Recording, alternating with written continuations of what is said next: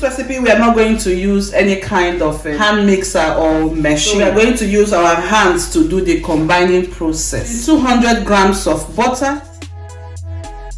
So make sure that your butter is at room temperature. The consistency of every butter is not the same. Especially the type of butter we have here in Europe. Just in case you're watching me from Nigeria or Africa, the type of butter we have in Africa is more dense in consistency, as in it's thicker than this. This one here is lighter. So the quantity of butter I have here is not that much. So I'll just take 1 tablespoon of butter and add here. That will make up to 250. I'll be using the whisk because today we are not using either the hand machine or the normal machine for creaming. Our job is just to cream this thing here until it becomes super fluffy. I'll keep doing it until this butter outcome turns whitish or a little bit white in nature, until the butter changes a bit of color from what you have to something different. My butter consistency is light in nature. I'll be doing this for like 10 to 15 minutes. But if you're using the thick butter, all you have to do is to cream it for like 20 to 25 good minutes. Okay, guys, so you can also substitute the butter with margarine if you're someone who don't like butter. If you're a vegan watching me, you can use the vegan butter for this.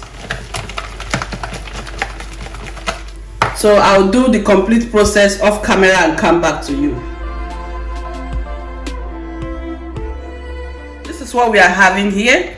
At this point in time, you notice that the volume of this butter has now increased, and also the color has changed from what we had previously to what we have now. Notice that? Let me remove the light. I think the light is still affecting it. All right, so can you see the whitish appearance? You see that? So you have to cream your butter until the color changes. I'll go forward now and use my spatula and scrape the sides of the bowl. So here I have some sugar, and the type of sugar we are using is the powdered sugar. It is very, very important that you sieve your sugar at this stage of preparation. And I forgot to mention to you that the type of butter I'm using is a salted butter. So if you're using the unsalted butter, what it means is that you have to add some little quantity of salt, maybe 1/4 quantity of salt.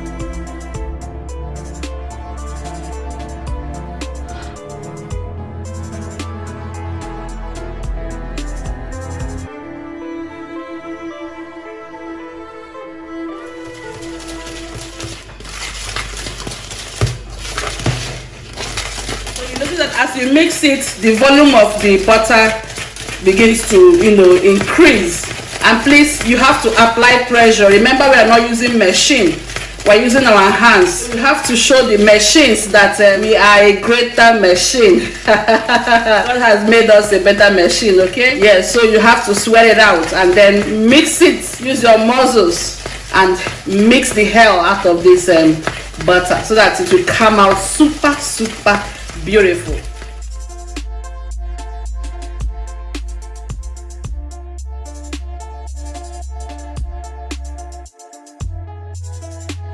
So I'm going to add more sugar to this mixture because it's still light in consistency. At this point in time, I'm adding the third pack of sugar, okay, which is 750 grams of sugar. I've added 2 earlier on, and this is the third one.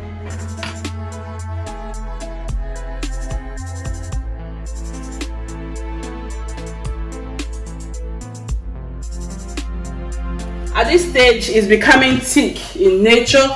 Now we'll add some little drops of milk, 2 tablespoons of milk. I'll just add the milk gradually and then we mix it. I also have a vanilla aroma. You can use vanilla extract. Vanilla extract is of a greater quality than this aroma. So if you have the extract, please go for that. But I'll be using the aroma. So if I'm using 1 tablespoon of this aroma, it means you have to use 1 teaspoon of the extract because that one has a stronger flavor. If you don't want to use vanilla extract or aroma, you can use any flavor of your own preference. Add 1 tablespoon of aroma here. The flavor is very, very important, so don't skip it. Now mix.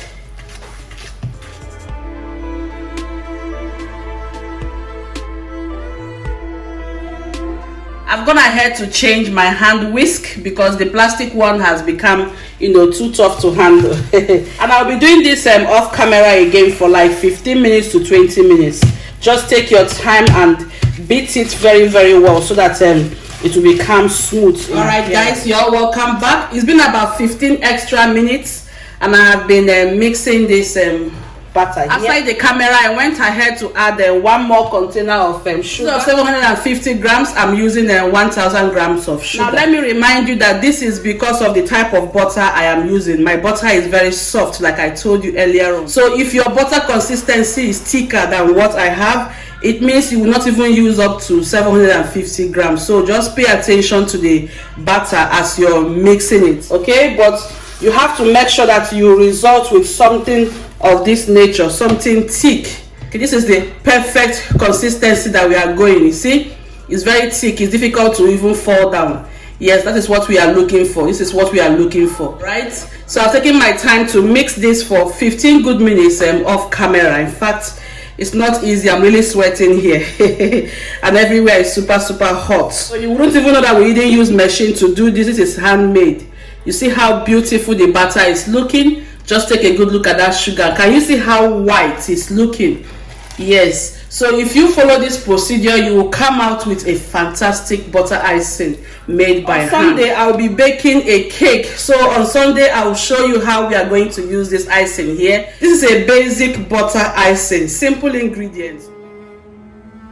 On my work surface here, I have different food color. This color is very important if you want to turn your butter icing to a different color. For example, if you want to turn this butter icing now into 4 different colors or 3 different colors, this is the time we have to do it. All you have to do now is to split this batter here into 3 different plates, and each of the portions you add the 3 colors. That is it. You will make different color. This is a basic, authentic Nigerian, African, international butter icing. Alright, my people, guys, take a good look at this butter icing. Take a good look at that. Look at how beautiful it is. Just use your spatula and coat it in beautifully. Oh my God, just look at that. You don't need to spend your money buying expensive machine. Even though if you have it, it will save you time and stress. Have the perfect outcome. Just look at that. So now I'll go forward and split it into 2 portions.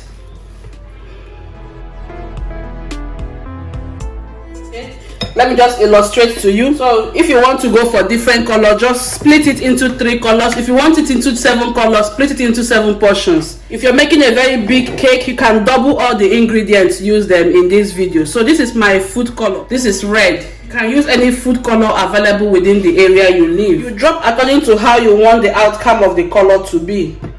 If you want it light red or thick red, you just drop according to the color you want. Just mix that in there. We're going to coat that. So if you don't want the color to be red and you want to change this red, you can go forward and mix in another color inside here. You can blend in colors, and from one color you make different colors.